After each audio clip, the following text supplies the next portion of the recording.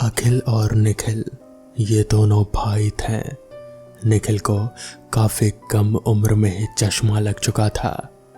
अखिल निखिल से 2 साल का बड़ा था और उसकी उम्र 24 साल थे जब उसके और उसके भाई के साथ ये हादसा हुआ। उसके बाद से ही ये दोनों लापता हैं। हुआ ये कि अखिल और निखिल ये दोनों अपने दोस्त के साथ मिलकर रात में थिएटर में मूवी देखने गए थे। उन्होंने रात को 9 बजे का शो देखा। मूवी खत्म होते होते रात के 12 बज चुके थे। मूवी खत्म होने के बाद में वो दोनों अपने घर जाने के लिए निकल पड़े, लेकिन उन दोनों को बहुत ज़्यादा भूख लगी हुई थी। इसलिए उन्होंने तय किया कि अगर रास्ते में कोई रेस्टोरेंट खुला होगा तो वहाँ पर खाना खाकर चले जाएंगे। हालांकि इतनी रात को कोई होटल या रेस्टोरेंट खुले होने की संभावना काफ़ी कम ही थी, लेकिन इसके बावजूद उन्होंने रास्ते में जाते वक्त रोड की साइड पर एक रेस्टोरेंट दिख गया जो कि ओपन था और वो दोनों वहाँ पर जाकर खाना खाने के लिए बैठ गए। रेस्टोरेंट में पहुँचने के बाद एक वेटर उन दोनों भाइयों का ऑर्डर लेने आया और उसने अखिल से कहा, सर आप क्या लेना पसंद करेंगे? वैसे हमारे यहाँ का बर्गर काफ़ी फेमस है। और ऐसा कहकर उसने अखिल को एक डरावनी सी स्माइल दी। अब इसमें देखने लायक बात यह थी कि अखिल को बर्गर बिल्कुल भी पसंद नहीं था। इसलिए उसने उस वेटर को उन दोनों के लिए लार्ज साइज के 2 पिज़्ज़ास लाने का ऑर्डर दिया। ऑर्डर लेने के बाद में उस वेटर ने कुछ नहीं कहा और वो वहाँ से चला गया। इसके बाद में अखिल और निखिल बातें करने लगे। अखिल को उस वेटर का इस तरह उसे देखकर डरावनी स्माइल देना थोड़ा अजीब लगा था, लेकिन इस बात पर ज़्यादा ध्यान ना देते हुए वो अपने भाई से बात करने लगा। ऑर्डर दिए हुए 10 मिनट हो चुके थे पर वो वेटर उनका ऑर्डर लेकर नहीं आया था। तभी निखिल ने अपने भाई से कहा कि वो वॉशरूम जा रहा है और ऐसा कहकर वो वहाँ से चला गया। अब अखिल अकेला ही अपने टेबल पर बैठा हुआ था। देखते ही देखते 15 मिनट गुजर गए और ना ही वो वेटर ऑर्डर लेकर आया और ना ही अखिल का भाई वापस आया। इसलिए अब उसे चिंता होने लगी और उसने ऐसा लगा कि यहाँ पर कुछ तो गड़बड़ थे। अपने भाई को देखने के लिए अभी अखिल अपनी जगह से बस उठा ही था कि तभी वो वेटर उन दोनों का ऑर्डर लेकर आ गया। उसके वहाँ पर आते ही अखिल ने उससे पूछा, तुम्हें यहाँ आने में इतना वक्त क्यों लग गया और मेरा भाई कहाँ पर है? उसके ऐसा पूछते ही उस वेटर ने अखिल से कहा, सर अभी मैं यहाँ पर अकेला ही हूँ, इसलिए मुझे आपके ऑर्डर में थोड़ा वक्त लग गया और आप खाना शुरू कीजिए, आपका भाई बस आता ही होगा। और ऐसा कहते हुए उसने अपने दोनों हाथों में पकड़ी हुई प्लेट्स अखिल के सामने रख दी और उसे देखकर वो वही क्रीपी स्माइल दी। उसे यूं ऐसे देखने के बाद में जब अखिल ने उसके सामने रखे हुए पिज़्ज़ा की ओर देखा तो उसके होश उड़ गए, क्योंकि उस पिज़्ज़ा के बीचों बीच उसके भाई ने पहना हुआ चश्मा रखा हुआ था और उस पर लाल रंग का खून लगा हुआ था। ये देखने के बाद में अखिल के दिल की धड़कनें तेज हो गईं। उसे पता चल गया कि उसके भाई के साथ कुछ न कुछ गलत हुआ है।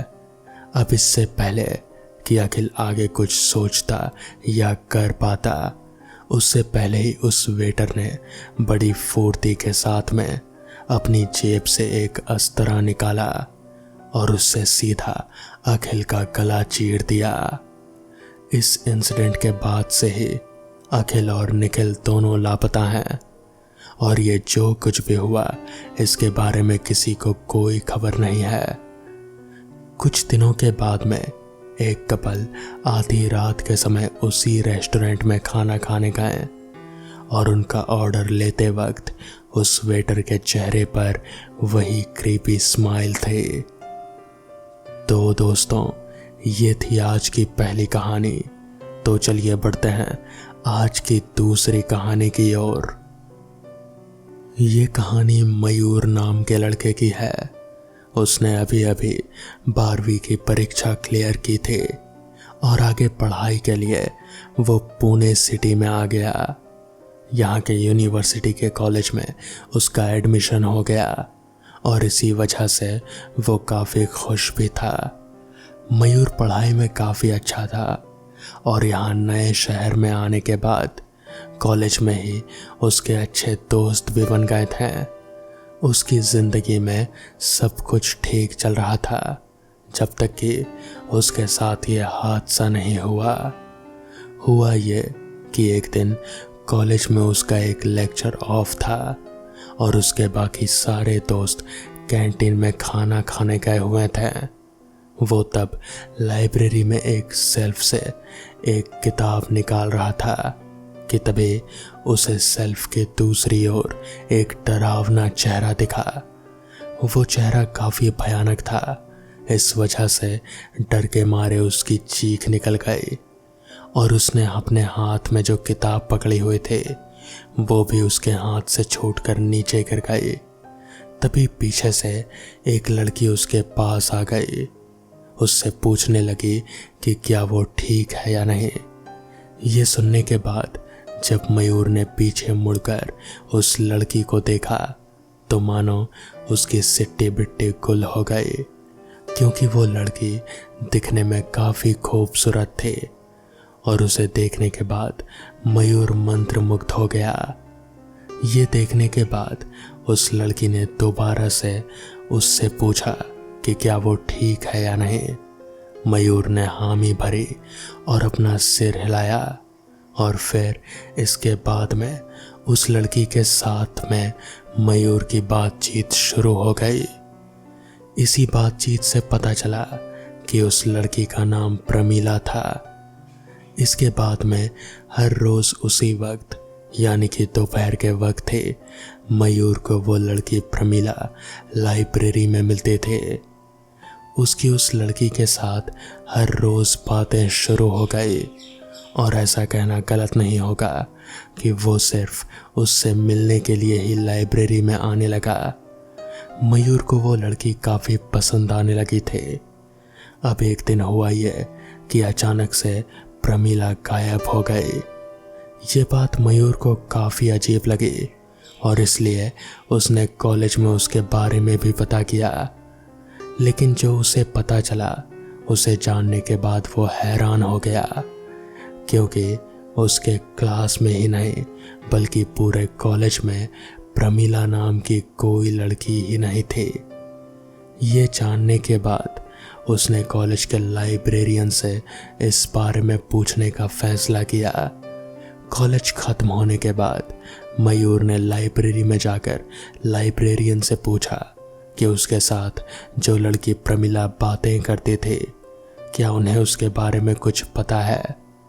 तो लाइब्रेरियन ने उसे बताया कि उसके साथ उसने किसी प्रमीला को देखा ही नहीं था। और तो और लाइब्रेरियन ने ये भी बताया कि प्रमीला नाम की एक लड़की सालों पहले इस कॉलेज में पढ़ती तो थी, लेकिन अचानक वो कहाँ गायब हो गई, कहाँ चली गई, किसी को कुछ पता नहीं चला। ये सारी जानकारी पता लगने के बाद में मयूर पूरी तरह से शॉक हो गया। इसके बाद में जब मयूर उस लाइब्रेरी से बाहर की ओर निकल ही रहा था तभी उसे एक जानी पहचानी आवाज़ में किसी लड़की को उसे उसका नाम लेकर उसे बुलाने की आवाज़ आई। उस आवाज़ को सुनते ही वो पहचान गया कि वो आवाज़ प्रमीला की थी। उसे इस बात का एहसास होने में देर नहीं लगा कि यह आवाज़ उसी लाइब्रेरी के उसी कोने में से आ रहे थे जहां वो प्रमीला से पहली बार मिला था। दूर से वहां पर कोई नज़र नहीं आ रहा था, इसलिए उसने उस जगह पर जाकर देखने का फैसला किया।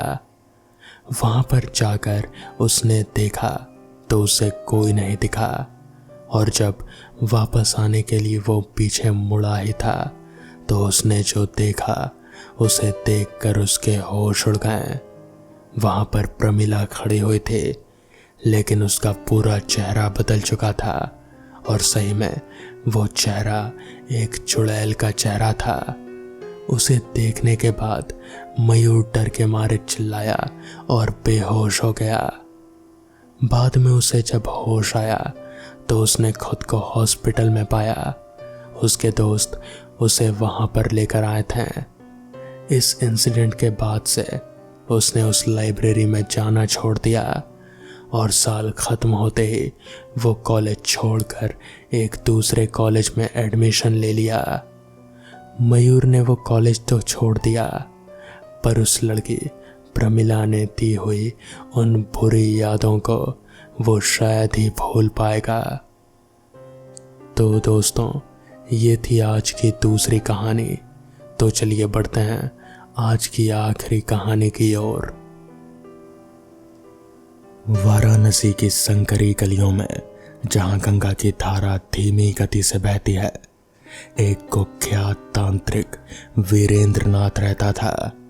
वो अपनी अलौकिक शक्तियों और मंत्रों के लिए जाना जाता था, लेकिन साथ ही अंधेरे जगत से किए गए सौदों के लिए भी वो बदनाम था।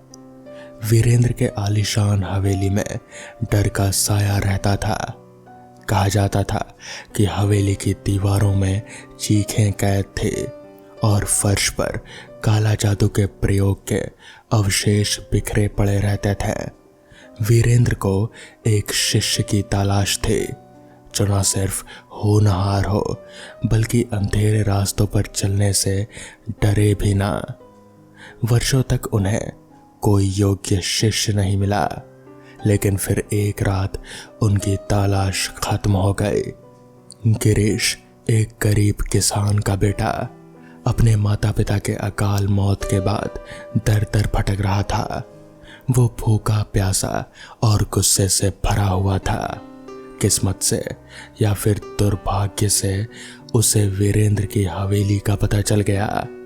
उसे लगा कि तांत्रिक शायद उसकी तकदीर बदल सकता है, उसे वो ताकत दे सकता है जिसकी उसे जरूरत थी। गिरीश हवेली के भव्य द्वार पर पहुंचा और दरवाजा खटखटाया। कुछ देर बाद एक भयानक हंसी गूंजी और दरवाजा खुल गया। गिरीश ने अंदर झांका। एक लंबा दुबला आदमी खड़ा था, जिसकी आंखों में एक अजीब सी चमक थी। ये वीरेंद्र था। क्या तुम वही हो जो मेरा शिष्य बनना चाहता है?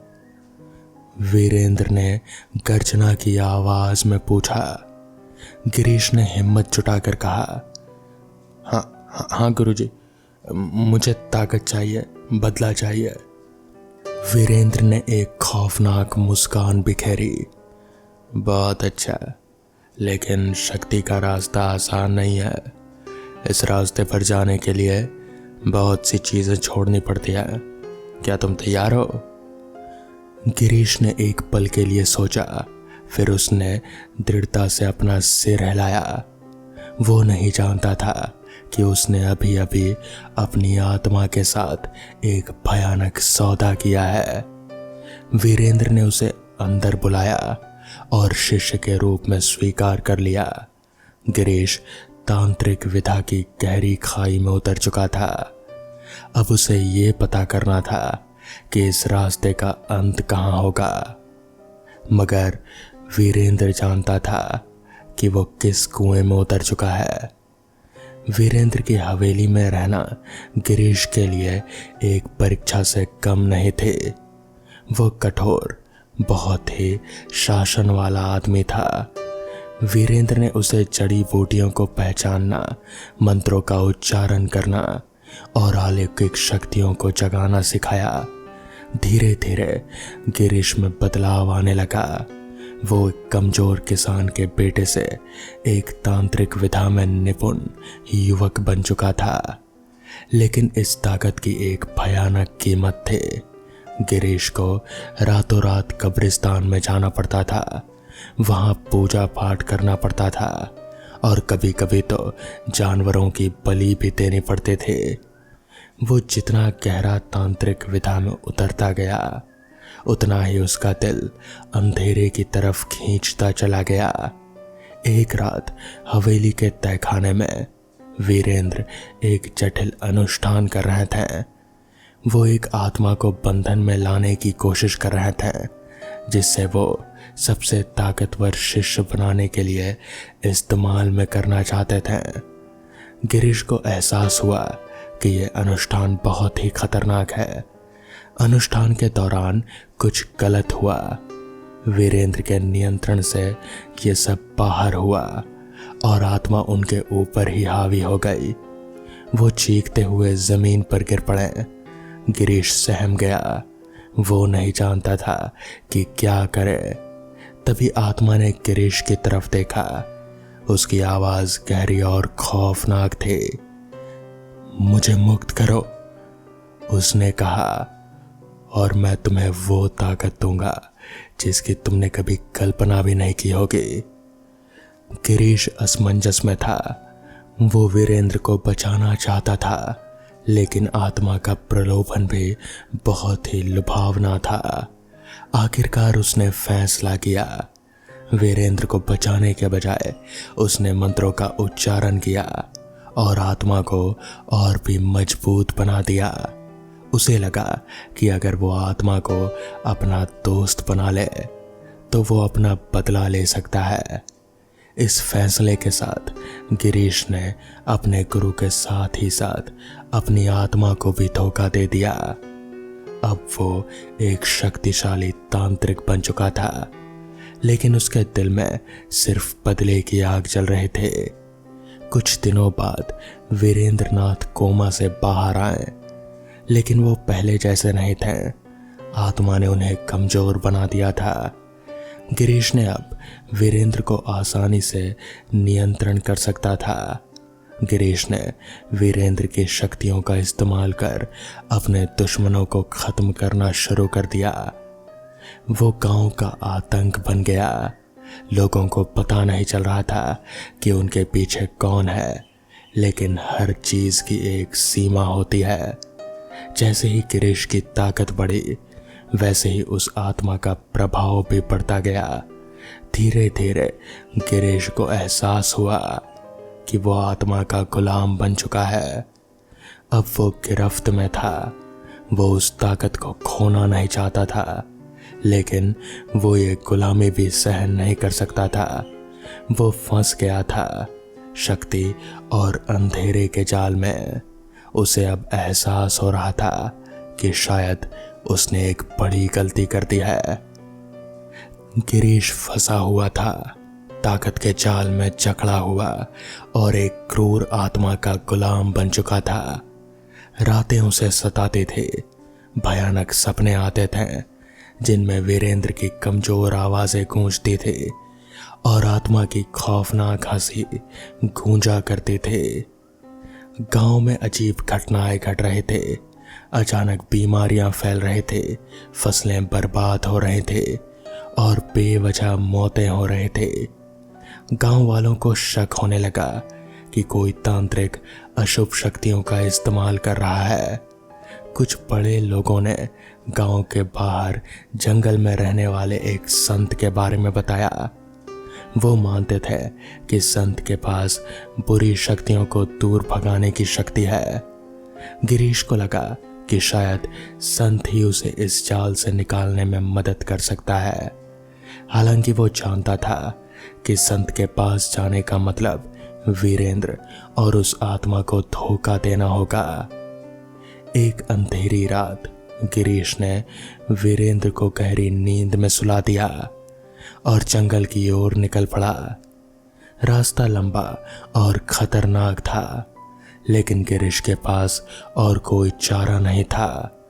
आखिरकार वो जंगल के बीचों बीच स्थित एक छोटी सी कुटिया में पहुंच गया। कुटिया के बाहर एक बूढ़ा संत शांत भाव में बैठा हुआ था। उसकी आंखों में एक अजीब सी चमक थी। गिरीश घबराते हुए उसके सामने खड़ा हो गया और उसे अपनी पूरी कहानी सुनाई। संत ने ध्यान से सुना और फिर कहा, तूने एक भयानक रास्ता चुना है बेटा, लेकिन अभी भी उम्मीद है। मैं तुम्हारी मदद कर सकता हूं, लेकिन इस रास्ते में बहुत सारी चुनौतियां होंगी। गिरीश ने सिर हिलाया, मदद के लिए आतुर। संत ने उसे बताया कि आत्मा को वश में करने के लिए एक विशेष अनुष्ठान करना होगा, जिसके लिए दुर्लभ जड़ी बूटियों और मंत्रों की आवश्यकता होगी। अगले कुछ दिन जंगल में गिरीश के लिए कठिन परीक्षा बन गए। संत ने उसे सब कुछ समझा दिया। उसे शुद्ध मन और मजबूत इच्छा शक्ति विकसित करने के लिए कहा। धीरे धीरे गिरीश में आत्मविश्वास लौटने लगा। आखिरकार अनुष्ठान का दिन आ गया। संत के मार्गदर्शन में गिरीश ने जटिल मंत्रों का उच्चारण किया और जड़ी बूटियों को आग में डाला, जिसके बाद संत ने गिरीश की ओर देखा और फिर कहा, देखो, हमसे जो हो सकता था हमने किया, मगर अब उस आत्मा को एक ऐसी चीज की जरूरत है जो शायद हम नहीं कर पाएंगे। तो इस पर गिरीश ने पूछा कि कैसी चीज बाबा? तो इस पर संत ने कहा, हमें एक इंसान की बलि देनी होगी। ये सुनकर गिरीश थोड़ा घबरा गया। उसे कुछ समझ में नहीं आ रहा था कि वो अब क्या करे। जिसके बाद संत ने कहा, अगर हमने ऐसा नहीं किया तो यह आत्मा, जो कि बहुत ही शक्तिशाली है, वो पूरे गांव को खत्म कर देगी। मासूम बच्चे, औरतें, सब लोग मारे जाएंगे। एक इंसान की बलि या फिर पूरे गांव की बलि। गिरीश को कुछ समझ में नहीं आ रहा था, मगर एक बलि जरूरी थे। जिसके बाद संत ने कहा, क्या तुम इस अनुष्ठान को पूरा कर पाओगे? तो इस पर गिरीश ने कहा, नहीं, मगर आपके बगैर कैसे?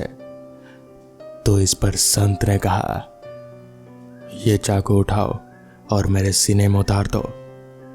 ये सुनकर गिरीश घबरा गया, मगर संत ने बोलना जारी रखा, मैं बूढ़ा हो चुका हूं, कभी भी मैं मारा ही जाऊंगा। अगर मैं आज मरा इस बलि के लिए तो मैं पूरे गांव को बचा सकता हूं। गिरीश ने वो चाकू उठाया। गिरीश जानता था कि उसे क्या करना है। उसने वो चाकू उठाया और संत के इशारे पर उसने वो चाकू उल्टा करके अपने ही सीने में उतार लिया। गिरीश वहीं गिर पड़ा। संत ने उसे सहारा देकर अपने गोद में सुलाया। तो फिर गिरीश ने मरते मरते कहा, बाबा, ये सब मेरी ही गलती है, इसलिए मरना भी मुझे ही चाहिए। बस मेरी यही इच्छा है। इतना कहकर गिरीश उसने वहीं पर दम तोड़ दिया। उसके मरते ही वहां पर जैसे तूफान सा आ गया। हवाएं चलने लगी, पेड़ पौधे हिलने लगे और फिर एकदम से सब कुछ जैसे शांत हो गया। वो खतरनाक आत्मा वो जा चुकी थी। वीरेंद्रनाथ भी अब सही हो चुका था, मगर गिरीश वो मारा जा चुका था।